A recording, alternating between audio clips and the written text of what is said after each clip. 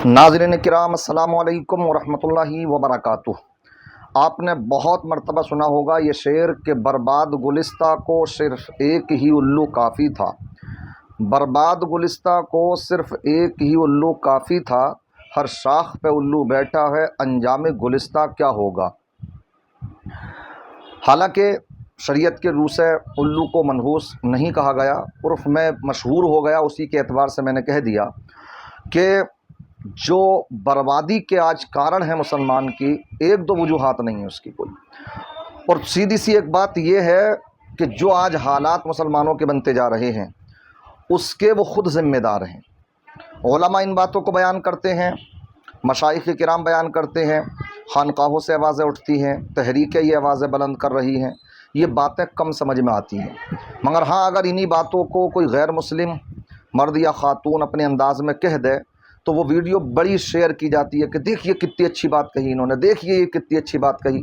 मेरे पास भी एक विनय दुबे अच्छी आवाज़ उठाते हैं कौम की, अच्छे पत्रकार हैं वो, तो उनकी ये वीडियो बहुत ज़्यादा सोशल मीडिया पर गर्दिश कर रही है, वायरल हो रही है। मेरे पास भी भेजी एक साहब ने, तो मैं चाहता हूँ कि इसको पहले सुने और उसके बाद में सोचें और समझें क्या आपने इससे सीखा, क्या जो कह रहे हैं सही कह रहे हैं। ये एक लफ्ज़ इन्होंने बार बार बोला है कि ऊपर वाला, हालांकि हमारी शरीयत में ऊपर वाला कहना मना है। अल्लाह पाक कहना चाहिए, अल्लाह तबारक व तआला कहना चाहिए। ऊपर वाला कहने से ऐसा महसूस होता है कि उसको किसी जगह से मुत्तसिफ़ किया जा रहा है, हालांकि अल्लाह जगह से जहत से पाक है। तो वो एक गैर मुस्लिम है, हिंदू भाई है हमारा, लेकिन उसने अपने अंदाज़ में ऊपर वाला कहा है। बाकी आप ये वीडियो देखिए, इनकी सुनिए। जिस खुदा ने, जिस ऊपर वाले ने आपको पूरी दुनिया दी, पूरी ताकत दिया, आपको अच्छा परिवार दिया, रहन सहन दिया, निवाला दिया, पेड़ दिया, ऑक्सीजन दिया, आकाश दिया, धरती दिया, उसका एक शुक्रिया अदा करने का आपके पास वक्त नहीं है। आप नमाज से दूर होते जा रहे हैं, आप दीन से दूर होते जा रहे हैं, और यही कारण है आपकी बर्बादी का। आज जब मैं नाइट क्लबों में जाता हूं तो पता है वहाँ पे 60% मुस्लिम लड़के आते हैं, लड़कियां आती हैं पार्टी करने, और वो दारू पी रहे हैं। जिस दारू को इस्लाम में, कुरान में हराम बताया गया है, उसकी नई जनरेशन आज अपने आप को पार्टी और दारू पीने में अपने आप को गौरवान्वित महसूस करता है। हाथ में दारू का ग्लास, शरीर के अंदर दारू, उसके बाद आप कहते हैं कि नहीं हम मुसलमान हैं। जिसका ईमान ही नहीं बचा, जिसको कुरान पर विश्वास नहीं, जिसको अपने अल्लाह के बताए हुए रास्ते पर विश्वास नहीं, वो किस तरह का मुसलमान है भाई। तो ये सारी चीज़ें ऊपर वाला आपको अजाब के तौर पर भेज रहा है। आज देश भर में, विश्व भर में जो मुसलमानों की हालत है, ये मुसलमान द्वारा खुद बनाई गई है। आप जब अपने अल्लाह से दूर होंगे, अपने नमाज से दूर होंगे, अपने दीन से दूर होंगे, अपने अंदर बताए हुए कुरान के उन तमाम तरीक़ों से दूर होंगे, तो ऊपर वाला तो बदला लेगा ही।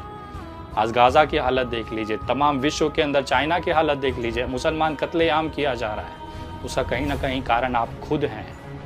क्या समझा, क्या सुना आपने? वीडियो समझ में आई आपके? इनकी ये हमारी बात कम समझ में आती है, इनकी सुन लीजिए, इनकी समझ में आ जाए। वाकई अल्लाह तबारक व तआला ने इतनी नेमतों से नवाजा है हमें, इतनी नेमतों से। कुरान फरमाता व इन तउद्दू निअमतल्लाहि ला तुहसूहा, अगर आप उसकी नेमतों का शुक्र अदा कर, उसकी नेमतों को शुमार करना चाहें तो आप उसको शुमार में नहीं ला सकते हो, आप शुक्र अदा कर ही नहीं सकते। इसलिए सूफियाए किराम बयान फरमाते हैं कि मुसलमान के ऊपर ये फ़र्ज़ है कि वो हर सांस का शुक्र अदा करे, हर सांस का शुक्र अदा करे। और ये बात वाकई लॉकडाउन में खूब समझ में आई, जिस वक्त में सांस लेने के लिए ऑक्सीजन लेना पड़ रहा था और ऑक्सीजन के लिए पैसा देना पड़ रहा था, तब जाकर के इंसान को ये बात कितनों की तो उस वक्त इस तरफ तवज्जो मबजूल हो पाई कि इस सांस की, ये जो हम खुली हवा में, फ़ज़ा में, कितना अच्छा वातावरण, ये फ़ज़ाएँ, इसमें जो हम सांस ले रहे हैं, अच्छे से जी रहे हैं, क्या इसकी भी कोई कीमत है? क्या इसके लिए भी कुछ हमें कुछ चुकाना पड़ेगा? अल्लाह ने तो सिर्फ यही कहा कि मैंने तुम्हारे लिए पैदा फरमाया, तुम मेरे होकर के रहो, तुम इधर उधर ना भागो। मगर आज क्या है, ये खुद कह रहे हैं कि मैं नाइट क्लब में पहुंचा तो 60% मुस्लिम लड़के लड़कियां वहां पहुंच रहे हैं। क्या हमारे डूब मरने के लिए काफ़ी नहीं है ये? आज गैर मुस्लिम जाते हैं, हमें तो नहीं मालूम इन बातों में, लेकिन इनसे सुन रहे हैं तो अफसोस होता। कहते हैं 60% वहाँ पर लड़के लड़कियाँ हैं, समझ रहे हैं, और वहाँ जा कर के वो नशा करते हैं। और फिर जब नशा होता तो कुरान हदीस में जैसे आया है, आका ने इरशाद फरमाया कि ये शराब, ये नशा तमाम गुनाहों की असल है, और बहुत से वाक़यात इस पर शाहिद हैं। کہ جس وقت انسان صرف نشے کی لت میں پڑ جاتا تو ہر وہ گناہ جس کا وہ تصور نہیں کر سکتا تھا وہ اس کو کر بھی گزرتا. ہوتا ہے ایسا، سمجھ رہے، ناحق کسی کو قتل کرنا شراب پی کر کے کر سکتا ہے انسان، ویسے ہوش و حواس میں نہیں کر سکتا. پھر جب اس کی لت پڑ جاتی ہے تو اسے چاہیے ہر حال میں نشہ، تو وہ چوری کی طرف کبھی تصور نہیں کر سکتا تھا لیکن پھر چور بھی بن جاتا ہے گا. سمجھ رہے ہیں، تو اسی طریقے سے بڑی بڑی وارداتوں کو جو انجام دیا جاتا ہے تو وہ اسی نشے کی بنیاد پر، شراب کی بنیاد پر. صحیح کہہ رہے ہیں بیچارے ونے دوبے صاحب جو کہہ رہے تھے کہ آج تم ایک طرف شرابیں پیتے ہو، ایک طرف تم اپنے اللہ کو ناراض کرتے ہو، اور دوسری طرف تم پھر یہ رونا روتے ہو. تو اگر آج تم اپنے دیش میں بدیش میں ورلڈ لیول پر اگر ذلیل و رسوا ہو، اگر تمہارا مقدر کیا بن چکا، ذلت و رسوائی ہی بن چکا ہے، تو اس کے میں اور آپ ذمہ دار نہیں. صرف کوئی ایک کے اوپر تھوکنا ٹھیک نہیں ہے، تمام مسلمان مل کر کے سب کے ذمہ دار ہیں. آج آپ دیکھ لیجئے فلسطین اور غزہ کے کیا حالات ہیں، اس کے ذمہ دار مسلمان ہیں، اور خاص کر کے اس میں حکمران، جو حکمران ہیں وہ اس کے وجہ دیکھو گے، اس کی اگر تلاشو گے تو وجہ صرف ایک ہی نظر آتی ہے، اور وہ کیا ہے کہ دنیا غالب آ چکی ہے. آج دنیا غالب آ گئی، مسلمان کے نزدیک مسلمان کی قدر و قیمت نہ رہی، ان کا خون نہ رہا، پانی ہوتا جا رہا ہے.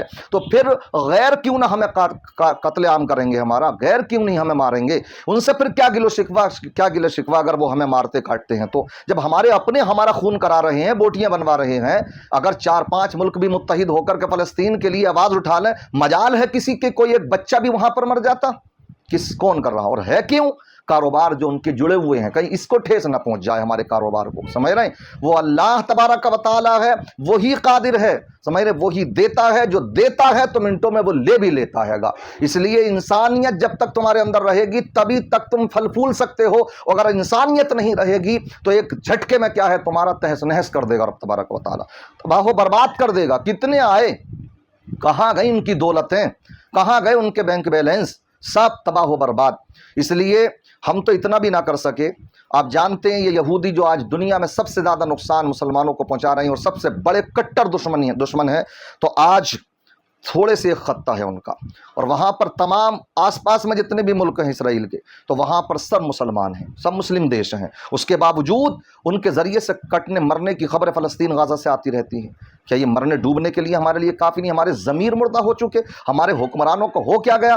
یہ وہی تو قوم تھی کہ جس کو کہ پیارے آقا نے مدینہ منورہ سے لتاڑا، خیبر پہنچے، انہوں نے وہاں اس خیبر کو آتنکواد کا اڈا بنایا، تو آقا پھر وہاں بھی پہنچے، ان سے جنگیں ہوئیں، ان کا محاصرہ کیا گیا، اتنا غلہ انہوں نے رکھ لیا تھا اس کے اندر کہ مہینوں تک یہ کھا سکتے تھے. محاصرہ کرنے کے باوجود بھی، گھیراؤ کرنے کے باوجود بھی خیبر کے قلعے کا کوئی رزلٹ نہیں آیا. تب پیارے آقا نے فرمایا، وہ پیارے آقا جو کہ اس بات کی تبلیغ کرتے ہیں کہ پیڑ پودوں کو لگائیے، مگر اس وقت میں آقا حکم دیتے ہیں کہ جو آس پاس میں ان کے جتنے باغ تھے ان کو کاٹنا شروع کرا جائے. جب انہوں نے دیکھا اپنی نگاہوں سے ان کھجوروں کے باغوں کو کٹتے ہوئے کہ مسلمان ان کو کاٹ رہے ہیں، سمجھ رہے ہیں، تو فوراً کمپرومائز کے لیے تیار ہو گئے. اس سے پتہ ایک بات کا یہ لگتا کہ آقا نے اس وقت میں اگر یہ حکمت اپنائی تھی کہ اس وقت ان کے باغوں کو کاٹنے کا حکم دیا تھا، جبکہ آقا تو وہ ہیں جو آپ باغوں کو لگا رہے ہیں، آپ پیڑ پودے لگا کر کے اس کی فضیلت بیان فرماتے ہیں. وہ تو وہ ہیں کہ جو پیڑ پودوں کو زندگی بخشنے کے لیے آئے ہیں، مگر اس وقت کا تقاضا یہی تھا کہ ان کو معیشت کے اعتبار سے، بزنس کے اعتبار سے ٹھیس پہنچائی جائے، سمجھ رہے، تب ہی جا کر کے کمپرومائز ہو سکتا. اور وہ ہوا،